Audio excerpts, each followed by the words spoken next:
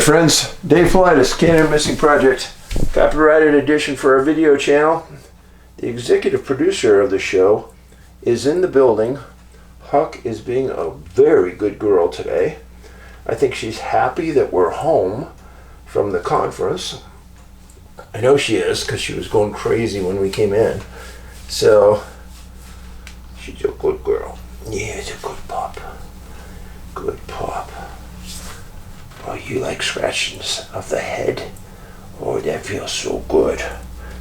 Yeah, that's a good girl. Yeah. She's a good girl. Okay, so we're going to move on to our show. And this is a missing person segment, as we've talked about before. And before I get into talking about missing people, and before people get all upset at me and start saying, oh, you know, why don't you just get right into talking about missing people? Well, I really can't this time because I've been gone the last 4 days. I went to Gatlinburg, Tennessee. And they have a very, very big Bigfoot conference in Gatlinburg. This is the second or third time I've been there. 1,900 people. It's huge. And there were a series of people, Lyle Blackburn, myself, and others I didn't know, but they were all really nice people. And tons of them came by our booth and were so friendly. I can't even tell you how nice you all were. But some of you did things that were just super exceptional. One person wrote, "Dear Mr. Paulides, here are some t-shirts I designed.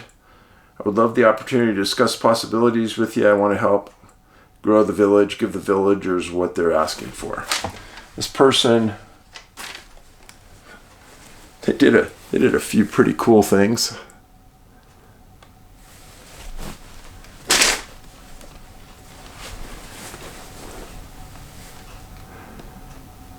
Yeah, they dropped all these off, introduced themselves.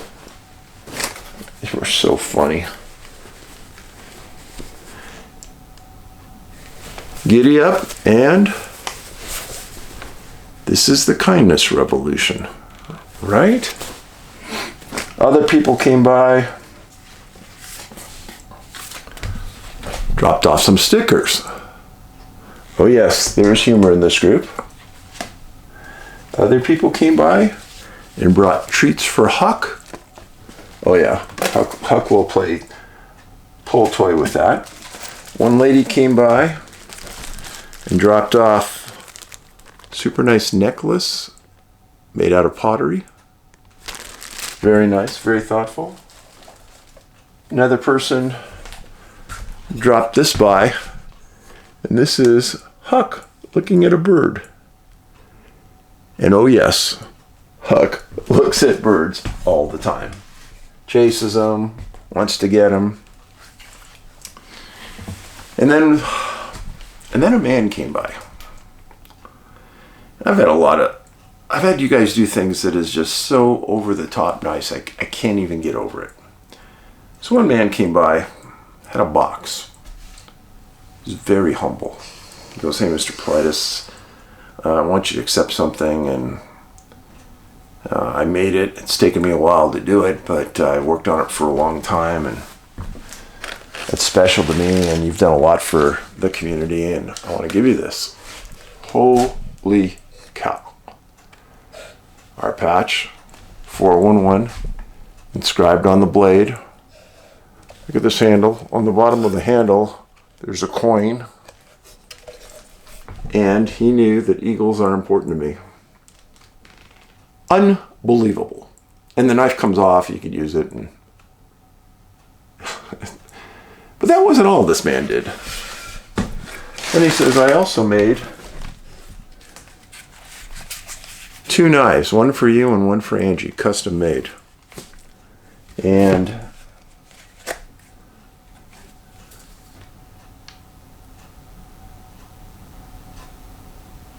these are unbelievably good knives. The amount of craftsmanship this man took was beyond reproach. And I feel funny taking this stuff. I don't want to say, I'm not worthy, but Angie and I feel guilty taking these things. And I feel humble that you just watch. Your gift to me is your time watching. And I appreciate that, but these gifts were so nice. Thank you from the bottom of my heart. And the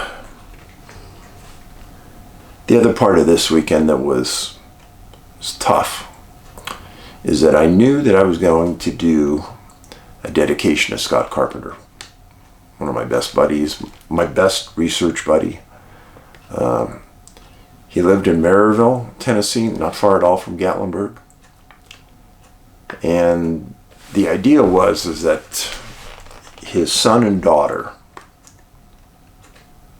Travis and Miranda, were going to be there, and they were also going to talk.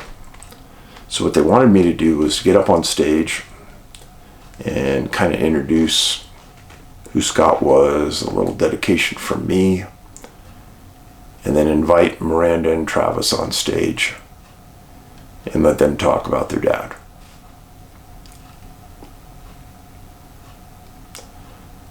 They did a phenomenal job. Two young people who had never been up before a large audience did a phenomenal job. And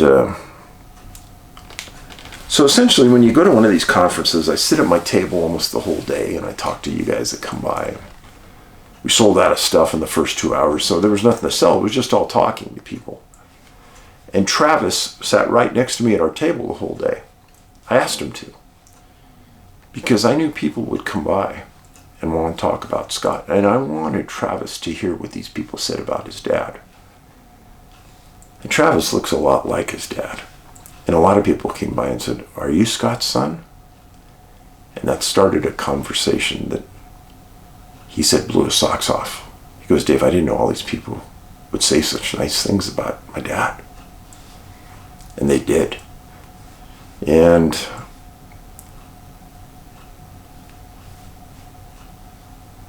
Scott was one of the most wholesome, nice people you would ever meet. We had a great time doing research together, working through issues and conflicts, and dealing with people that hate our guts. And unfortunately, in the Bigfoot world, there's a lot of those bad people. What can I say? But Travis said he had a good day, said that he learned a lot about the community, the Bigfoot community.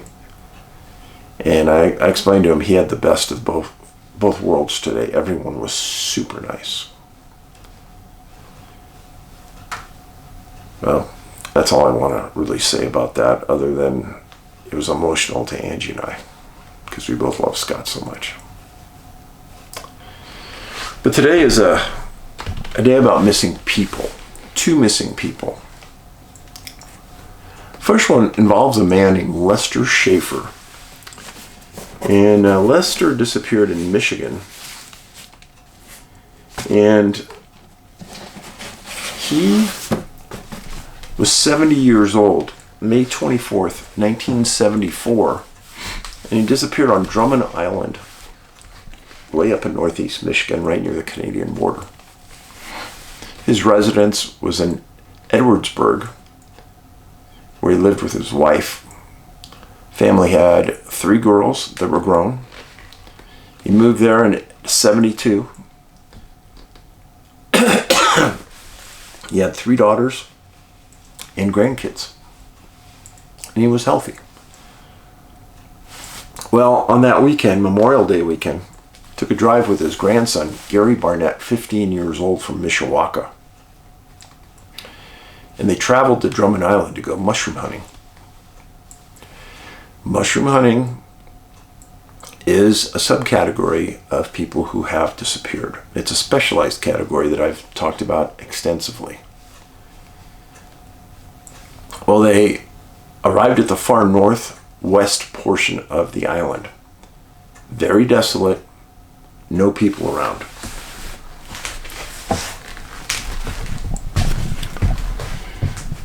So, this is the UP of northern Michigan, Upper Peninsula. This is Drummond Island. This is the area where Lester was. There's a small bridge that connects the island. This is Canada. Sault Ste. Marie is right up here.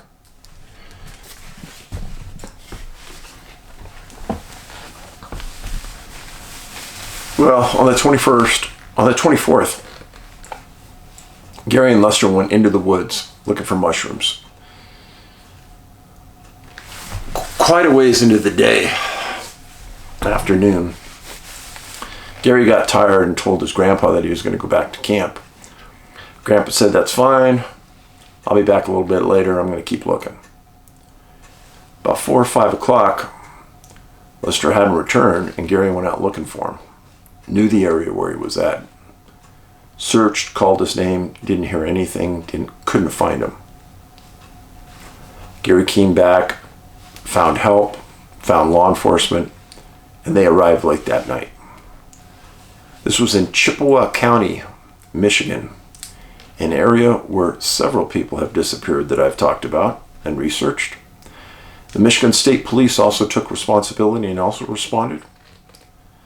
They also did what Gary asked, in that they called his parents and said that his grandpa was missing, and immediately the family left Edwardsburg and Mishawaka, started driving towards the island. Chippewa County Sheriff, in interviewing Gary, understood where it was, walked out to the area, called, didn't get a response, and decided that what they needed to do was call out search and rescue immediately, and they did. On May 25th, the first SARS started. There were freezing temperatures at night, about 60s during the day. Lester was dressed lightly, but they believed that he could survive midnight temperatures.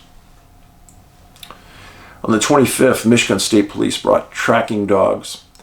They brought their own Michigan State helicopter, planes, and about 20 ground pounders. That first day, they couldn't find any tracks. They couldn't find a scent trail. They couldn't find anything.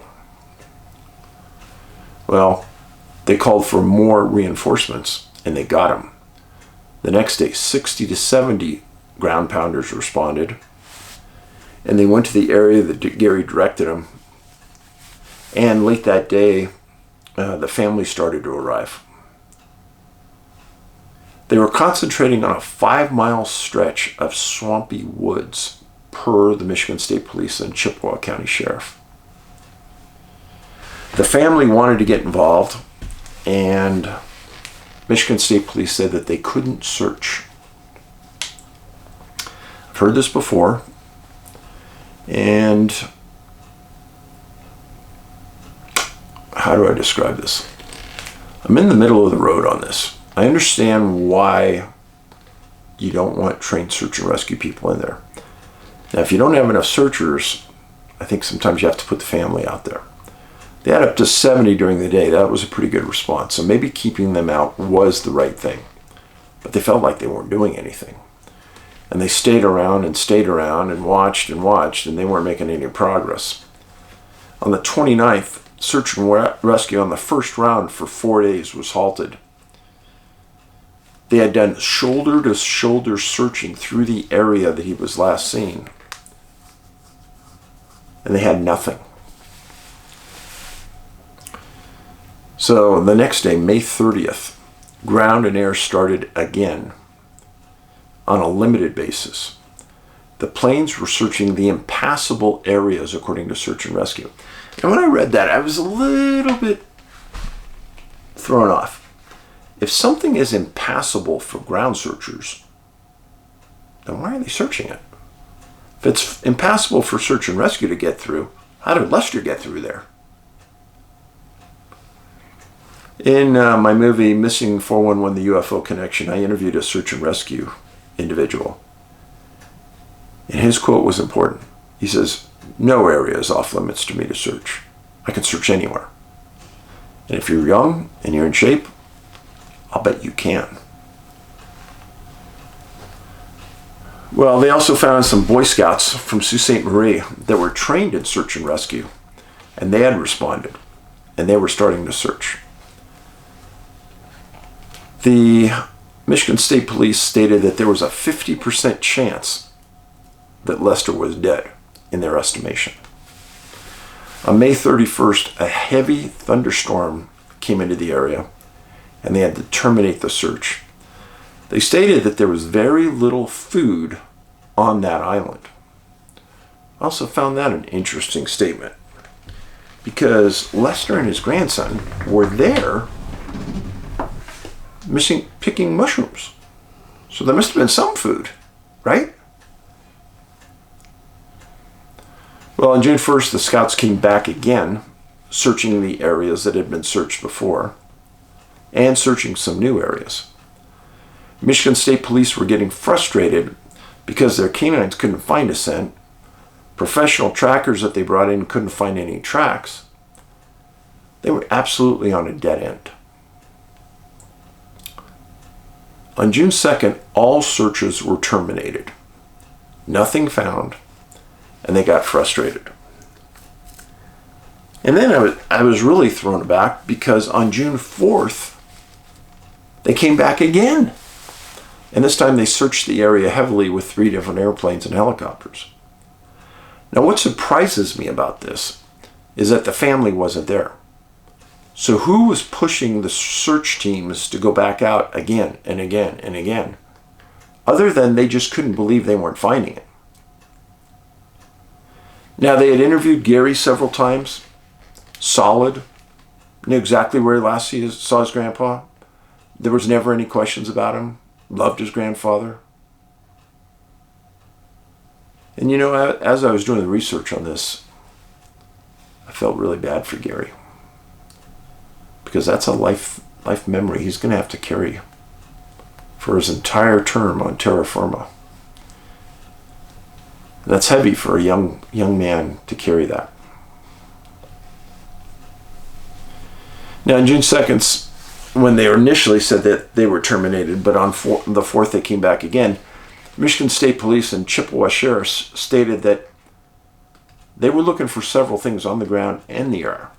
Mainly large groups of crows.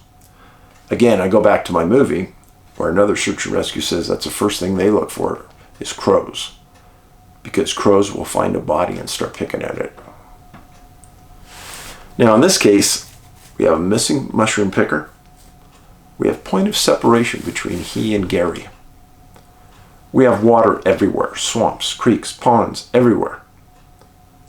No tracks. No scent trail. And lastly, an area of high UFO activity where that area of the Upper Peninsula and the Great Lakes have a lot of disappearances. And some I have done videos about right here related to UFO activity. So, Lester Shaffer, 70 years old, never found. And it's a case you will first have heard about on my channel from me. I am sure that there's going to be a variety of others that we'll talk about it now. Mushroom pickers. And when I finish the story, I put one last note. Do not separate in the woods. Stay together. When you separate, bad things happen. Next case is a missing hunter. Another subgroup of missing people. Zig Nowicki, 25 years, missing October 1st, 1961. He was hunting an area north of Uranium City, Saskatchewan. Uranium City, way up there in northern Saskatchewan. Now, uranium. Most people don't know a whole lot about it. I'll tell you some interesting facts, because that's why the city was founded. It's a radioactive chemical element and a nuclear fuel. And here's the thing I want you to remember. 1 pound of uranium will yield as much energy as 3 million pounds of coal. Quite a statistic, eh? Fact.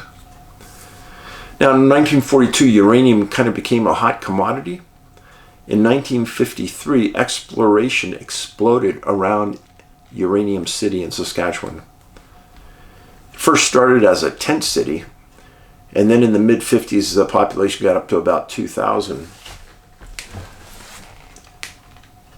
Now, this is one of the planes for El Dorado Mine, and they had daily flights to Edmonton from Uranium City. Here's a map of Uranium City. This is Lake Athabasca. And just north of here is a border. There's tons of water here. Tons.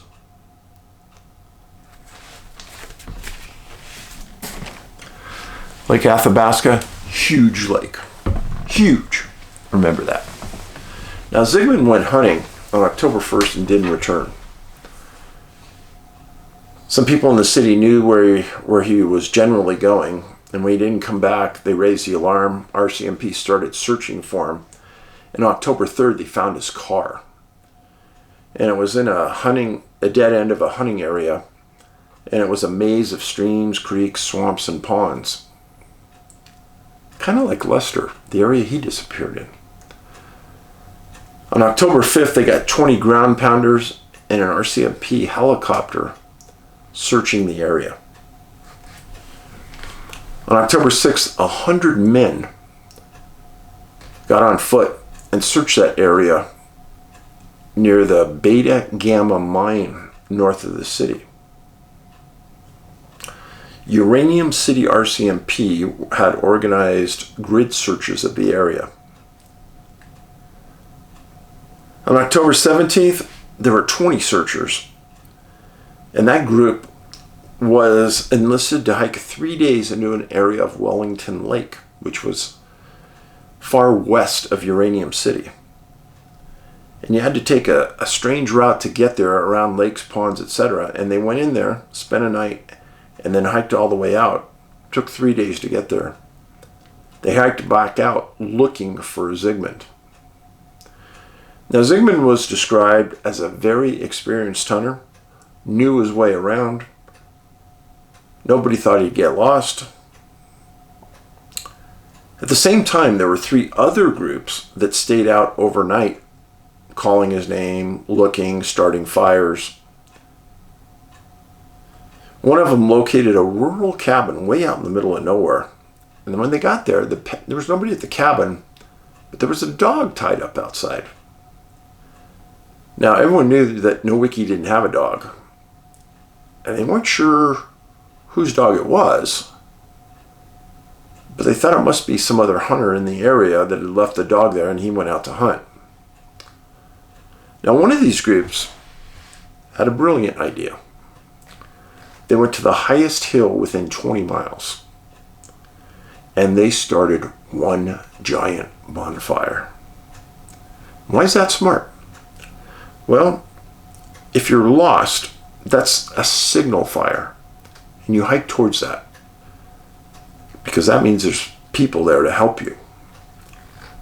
And that's what they did for 3 days. They kept that fire going. Now, on October 18th, searchers had still found nothing. There were 10 lakes within a 10-mile area of his car that were all searched. They found nothing.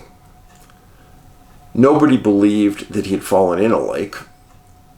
And there were some articles saying that they had dragged lakes. And the RCMP said they have no idea who put that out there, but it wasn't true. and they were focusing all on land. On October 20th, the RCMP termed the formal search for Mr. Nowicki. Now, his brother Edward had arrived on October 13th and had been there searching hand in hand with the RCMP. Well, when the formal search by the RCMP was termed, his brother was irate. He says, "I'm not giving up. You shouldn't give up. My brother could still easily be alive, and that's wrong." And he still felt that his brother was hunting that area around the Beta Gamma mine area. So his brother was smart. Edward was smart. What he did is he talked to the elder bushman in Uranium City. And he had a map with him. And what he did is he marked down the locations that the bushman told him, well, there was old cabins in cover for somebody who needed it. And he put it on the map. He then went back to the RCMP and he asked him, "Hey, would you just fly me over these areas to see if there's any evidence of life around any of these cabins, smoke or anything? And then I'll personally hike into them if we find anything." RCMP said, "Okay, we'll do that." So they got one of their planes and they flew them out, and there was quite a number of cabins. It took them all day to fly around on them. They didn't find any smoke. There was no evidence of anyone around. They couldn't see any tracks from the air. And it was a sobering hit in the face to Edward that they were hitting a dead end. What they had was 2 weeks of massive searches for his brother and not finding anything. So in this one, you have a subgroup, a missing hunter with a rifle. He was armed. You have water everywhere, and you have no tracks. He'd hunted the area numerous times in the past.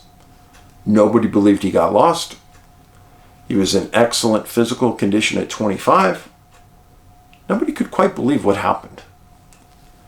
Now, over the next several years, there were subsequent searches, casual ones, into that Beta Gamma mine area, which was a closed mine. Nobody ever found anything. Edward even went back a couple times and didn't find anything. Now, the reason I'm going to say the following is sometimes I think we forget what we're talking about here. I've discussed at least 1,400 disappearances on just this channel and 1,500 cases in my books. I'm even stunned since I started this work, the number of people who have disappeared in the wilderness and never been found. I find it stunning. And not just that they haven't been found, but tracks and scent trails that haven't been found. And clothing, boots, belts that would last forever. Firearms that would last forever. But they're not found. Now, some of you ask me, well, Dave, how does this match up with your work? I'm trying to explain it to you as we go along. It's not normal not to find people. And in fact, search and rescue is highly successful, like at mid 90% and higher at finding missing people. To not find them is not normal and is very rare. And then not to find them in subsequent years by other hunters, etc., is even more rare. So what I ask you is to not take these for granted. There's serious cases with serious consequences for the families. Each family was devastated by these losses. But I really thank you that you are here. Do one more thing before you go. Check to make sure you're subscribed to the channel. That was another thing. This weekend, the number of people that came up and told me that they had been unsubscribed from my channel numerous times stunned even them. So, please check that you are. My website to get my books, NA like North America, nabigfootsearch.com. You can watch my movie, Missing 411 The Hunted, Missing 411 The UFO Connection. They are free to watch on Tubi if you're in the United States. If you're in other countries, try Tubi, try Amazon Prime. Also, try Apple, because they're free to watch on Apple as well, Apple TV. Please watch those movies. It will help you understand what I'm doing. Thank you very much for being here. Huck is snoring right now. Paulides out.